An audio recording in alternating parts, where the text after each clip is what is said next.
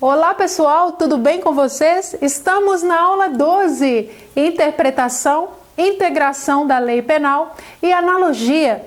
Aqui é a professora Sheila Cardoso e antes de rodar a vinheta, eu vou te pedir duas coisas.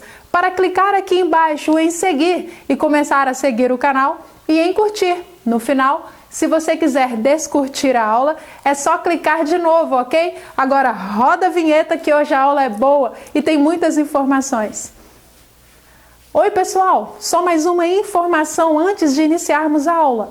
Se você quiser adquirir a parte escrita desta aula, da aula 12, veja bem, a parte escrita desta aula, que é a aula 12, clique no link abaixo e adquira a aula por um valor mínimo menor do que um cafezinho.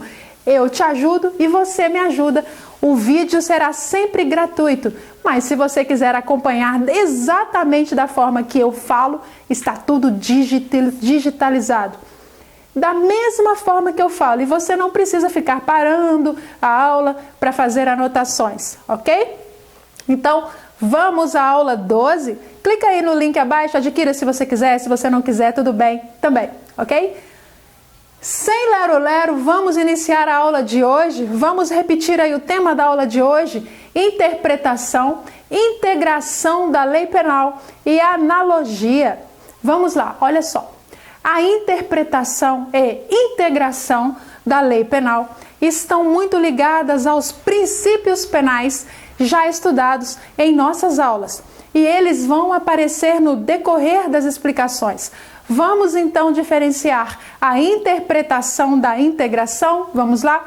Vem aqui comigo, vamos lá. Vamos diferenciar a interpretação da integração. Olha só, na interpretação há a presença da lei, ou seja, existe a lei regulamentando o caso concreto. E o mesmo será extraído da lei no seu sentido e alcance dentro da lei penal, onde a interpretação é feita por um sujeito, levando a um resultado. Ok, pessoal? Vamos classificar a interpretação quanto ao sujeito, método e resultado. Vamos lá? Olha só, preste atenção aí. Vem aqui comigo. Essa aula é extensa, eu vou dar muitos conceitos, mas é importante para que você compreenda. Ok? Vamos lá. Vamos classificar a interpretação quanto ao sujeito, método e resultado.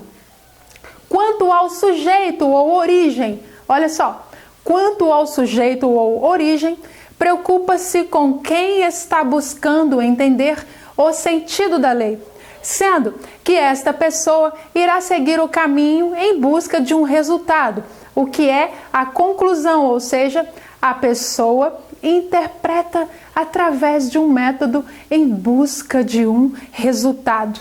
Na classificação quanto ao sujeito, teremos a classificação autêntica, doutrinária e jurisprudencial. Então você compreendeu? Quanto ao sujeito, preocupa-se com quem está buscando entender o sentido da lei, sendo que esta pessoa, quem está buscando entender o sentido da lei, irá seguir o caminho em busca de um resultado, ou seja, a conclusão. A pessoa interpreta através de um método em busca de um resultado e dentro desta classificação do sujeito, teremos então a classificação autêntica, doutrinária e jurisprudencial.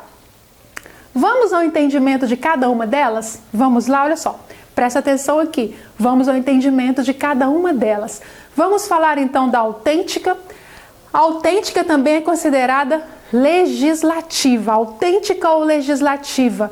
Na autêntica ou legislativa, a lei traz a explicação, enquadrando-a dentro de conceitos e conteúdos. Vamos a um exemplo para que você compreenda melhor? Anota aí, olha só, o exemplo está no artigo 327 do Código Penal, que dá conceito ao funcionário público.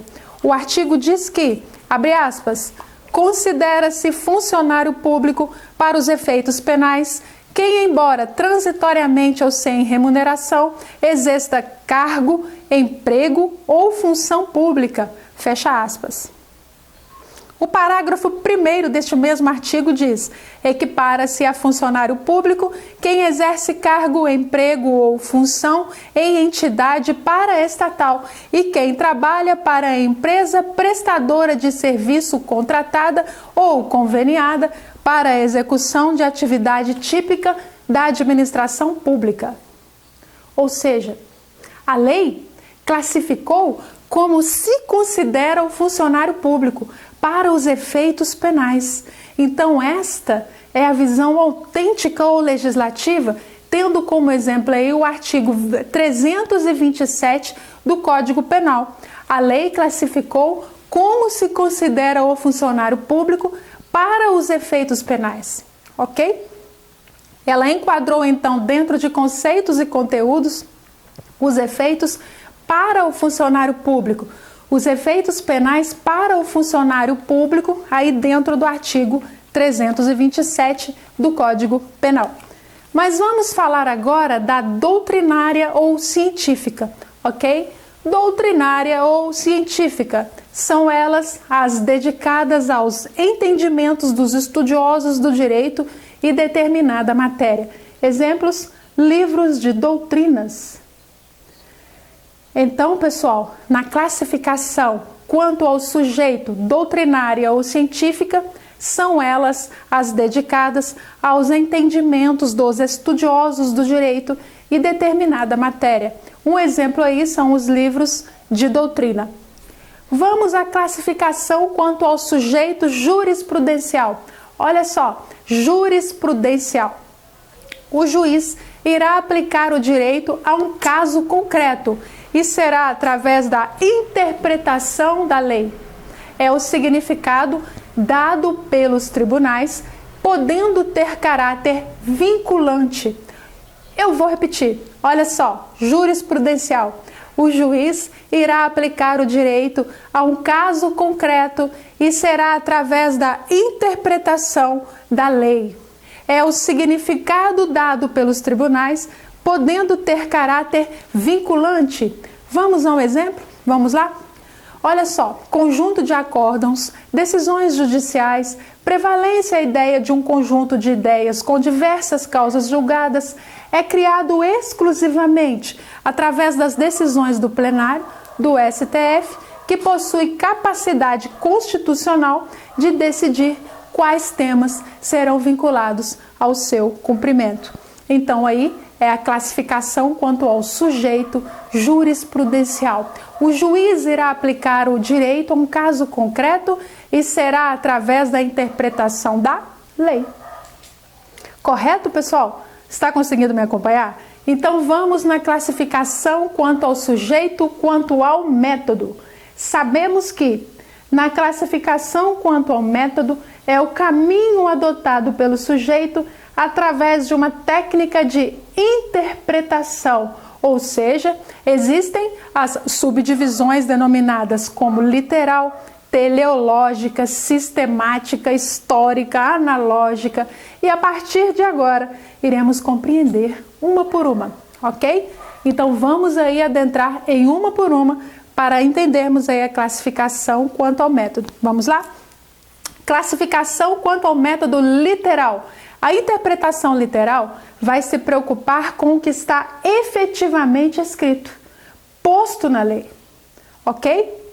Na classificação quanto ao método literal, a interpretação literal vai se preocupar com o que está efetivamente escrito, posto na lei.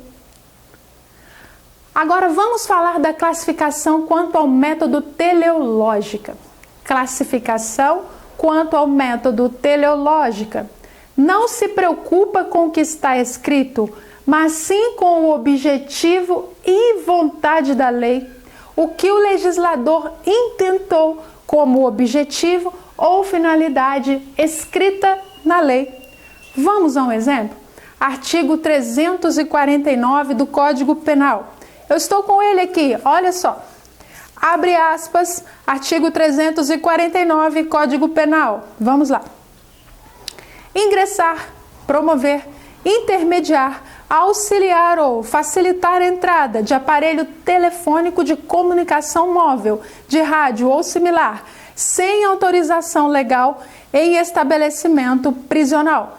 Pena: detenção de 3 meses a 1 ano. Fecha aspas. Vamos entender? Ou seja, o artigo não falou sobre os carregadores, baterias de celular, chip. Com isto, o STF, fazendo uma interpretação teleológica, decidiu que a intenção é coibir qualquer comunicação de dentro do presídio com o ambiente externo. Então, está aí o conceito da classificação quanto ao método teleológico. Você está atento? Vem comigo, não desmotiva, vamos lá. A aula é cheia de conceitos, tópicos e subtópicos, mas vem aqui comigo, olha só. Agora vamos falar da classificação quanto ao método sistemática. Classificação quanto ao método sistemática.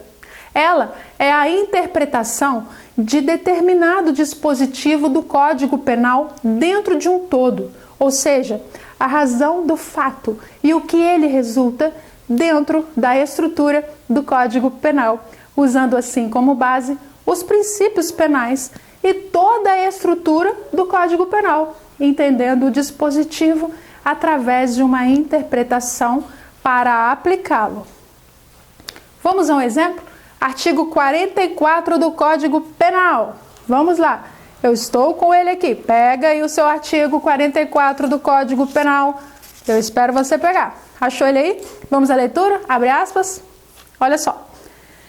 As penas restritivas de direito são autônomas e substituem as privativas de liberdade quando? Aí você vai ler os incisos do artigo 1, 2 e 3 e os parágrafos 1º ao 5º, ok? Eu vou continuar na explicação, olha só. Onde não se permite penas alternativas quando o crime é doloso, cometido com violência. No entanto, quando se trata de crime doloso com violência, que incida menor potencial ofensivo, a pena alternativa é incentivada. Então aí, incentiva-se a pena alternativa quando o crime doloso com violência incida em menor potencial ofensivo. Está então a classificação quanto ao método sistemática, ok? Vamos a classificar. Leia os incisos do artigo 44. Eu não fico lendo todos os incisos e parágrafos, senão a nossa aula vai ficar muito longa e você vai se perder. Marca aí e lê depois para você compreender, ok? Vamos agora à classificação quanto ao método histórica. Classificação quanto ao método histórica. A compreensão da lei a partir da época que a legislação foi criada, ou seja, o momento histórico da criação da lei, interpretando-a a partir daquele momento, buscando os fundamentos da lei daquela época. Ok, pessoal? Vamos agora na classificação quanto ao método e meio analógico. Classificação quanto ao método e meio analógico. Quando a lei der um enunciado causuísta em cima de um enunciado genérico através do legislador, ou seja, a lei fornece exemplos e dá uma explicação mais genérica. Eu vou falar de novo. Classificação quanto ao método e meio analógico é quando a lei der o enunciado causuísta em cima de um enunciado genérico através do legislador, ou seja, a lei fornece exemplos e dá uma explicação mais genérica. Eu vou colocar aqui para você um exemplo do artigo 121 do Código Penal. Anota aí, artigo 121 do Código Penal. Matar alguém, pena, reclusão de 6 a 20 anos. Então aqui está a conduta, que é o ato de matar alguém, trazendo a punibilidade. Mas no caput do artigo diz, abre aspas, caso de diminuição de pena, parágrafo 1º, se o agente comete o crime impelido por motivo de relevante valor social ou moral ou sob o domínio de violenta emoção, logo em seguida, a injusta provocação da vítima, o juiz pode reduzir a pena de 1/6 a 1 terço. Ou seja, o enunciado deu a punibilidade e logo depois deu significado mais genérico e analógico dentro de motivos específicos da ação praticada. Logo, a interpretação analógica pode ser a favor e contra o réu, não ferindo o princípio da legalidade, ou seja, pode beneficiar ou prejudicar o réu. Então vamos lá, pessoal. Declaratória ou declarativa, vou falar aqui para você. A conclusão que o intérprete chega está contida na lei, não amplia nem restringe o alcance da lei, apenas entende o seu sentido literal, o que está contido na norma. Vamos a um exemplo. Artigo 141, inciso 3 do Código Penal. Eu vou ler ele aqui. Pega ele aí. Artigo 141, inciso 3 do Código Penal. Abre aspas. As penas cominadas neste capítulo aumenta-se de 1/3 se qualquer dos crimes é cometido, inciso 3, na presença de várias pessoas ou por meio que facilite a divulgação da calúnia, da difamação ou da injúria. Fecha aspas. Ou seja, o texto não se amplia nem se restringe, mas sim usa do termo várias pessoas para aplicar a pena aumentada de 1/3 ou por meio que facilite a divulgação da calúnia, difamação, injúria, não se limitando ao número mínimo de pessoas, e sim citando mais de uma pessoa como várias pessoas, aplicando assim o aumento da pena. Ok? Deu para entender aí a declaratória ou declarativa? Vamos agora na classificação quanto ao resultado restritiva. Anota aí, pessoal, restritiva reduz o que a lei efetivamente quis dizer. Restringe o significado, ou seja, a lei disse mais do que o que deveria ter sido dito. Restritiva, a lei disse mais do que o que deveria ter sido dito. Exemplo, artigo 28, inciso 2 do Código Penal. Abra o seu artigo 28, inciso 2 do Código Penal. Abriu aí, pessoal? Então vamos lá, olha só. Abre aspas. Não exclui a imputabilidade penal. Inciso 2. A embriaguez voluntária ou culposa pelo álcool ou substâncias de efeitos análogos. Fecha aspas. Eu vou ler de novo. Artigo 28, inciso 2 do Código Penal. Abre aspas. Não exclui a imputabilidade penal. Inciso 2. A embriaguez voluntária ou culposa pelo álcool ou substância de efeitos análogos. Fecha aspas. Ou seja, faltou observar que dentro do contexto de embriaguez não há exclusão da imputabilidade dentro do que foi dito. Porém, existe a embriaguez patológica, que é equiparada à doença mental, ocorrendo então a ausência de medida de segurança ou a redução de 1/3 a 2/3, caso a privação de compreensão seja incompleta e o artigo não faz tal observação. E ele falou mais do que o que deveria ter dito neste aspecto. Ou seja, faltou observar que dentro do contexto de embriaguez não há a exclusão da imputabilidade dentro do que foi dito. Correto? Por quê? Porque existe a embriaguez patológica, que é equiparada à doença mental, ocorrendo então a ausência de medida de segurança ou a redução de 1/3 a 2/3, caso a privação de compreensão seja incompleta, e o artigo não faz tal observação. Ele falou mais do que o que deveria ter dito neste aspecto. Ok, pessoal? Tá tranquilo aí? Vamos continuar? Vamos então à classificação do resultado extensiva. Anota aí, pessoal. Extensiva. A extensiva é oposta da restritiva. amplia o conteúdo da lei que disse menos que efetivamente deveria ter dito. A lei processual permite a interpretação extensiva pelo fato de não existir dispositivo versando sobre o direito de punir a determinado caso concreto. Ou seja, a lei, pessoal, ela disse menos do que o que deveria ter sido dito. Vamos a um exemplo? Artigo 176 do Código Penal. Anota aí, artigo 176 do Código Penal, que diz que tomar refeição em restaurante, reticências aí, eu não vou ler tudo, tem como pena a detenção de 15 dias a 2 meses ou multa.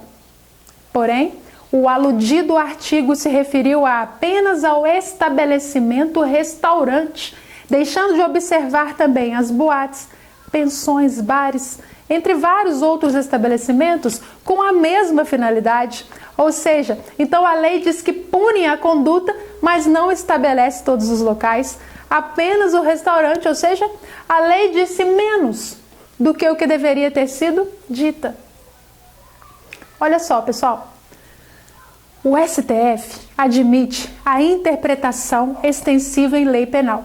Em vários casos, é comum haver a necessidade de se dar o real sentido da norma devido às falhas deixadas pelo legislador, quando se diz menos do que o que se queria dizer. Porém, veda-se a interpretação extensiva, quando há um desvirtuamento na mens legis, ou seja, vontade da lei, numa tentativa de dar um outro entendimento à norma, diferente do que o legislador queria. Então, a interpretação extensiva é admitida em direito penal para entender o sentido e o alcance da norma até que se atinja a sua real acepção. Ok, pessoal? Então aqui, pessoal, nós fechamos a interpretação na lei penal. Mas agora nós vamos falar da integração na lei penal. É básico, não é tão extenso quanto a interpretação, mas eu preciso que você compreenda a integração para diferenciar da interpretação, ok? Olha só, integração na lei penal. O que se evidencia é a não existência da lei reguladora de certa situação. Eu vou repetir. Integração na lei penal.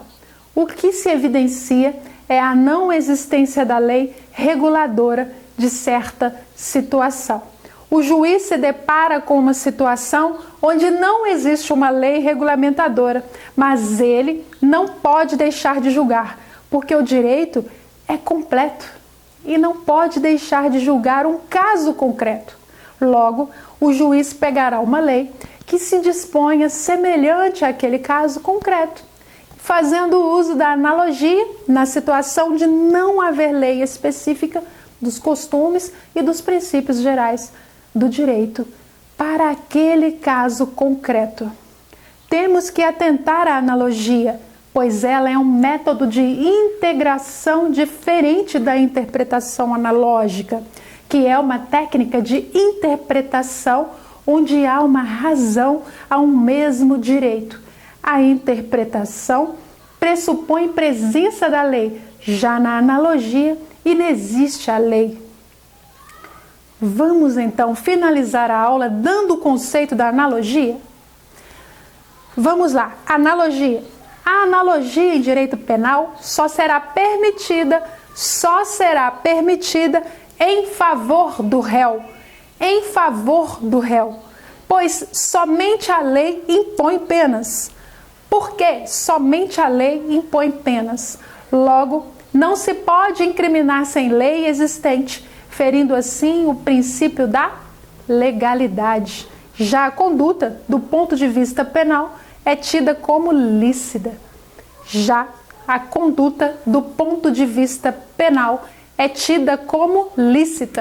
Na analogia, não existe interpretação, mas mera integração da norma, ou seja, resolver um caso não previsto em lei mediante a utilização de regra jurídica relativa à hipótese semelhante. Ok, pessoal? Então, com esses conceitos, a aula foi um pouco maior, mas a tendência é essa, as aulas vão aumentando o tempo, vão aumentando os conteúdos, títulos e subtítulos, e eu vou explicar cada um para vocês. Então se atente, as aulas estão ficando maiores, mais extensas, mas com bastante explicação, porque aqui a aula é sem lero-lero, ok? Assista essa aula de novo, tome nota. Se quiser adquirir a aula, clique no link abaixo, é menor do que um cafezinho, você me ajuda, eu te ajudo, e você vai ter aí tudo que eu falei já digitalizado para você, ok? Um grande abraço e eu aguardo você na aula 13. O tema da aula 13 é norma penal. Essa aula é muito importante, cai em prova, cai em concurso, cai para você que está estudando. Aula 13, norma penal. Um grande abraço e eu te encontro lá. Tchau, tchau.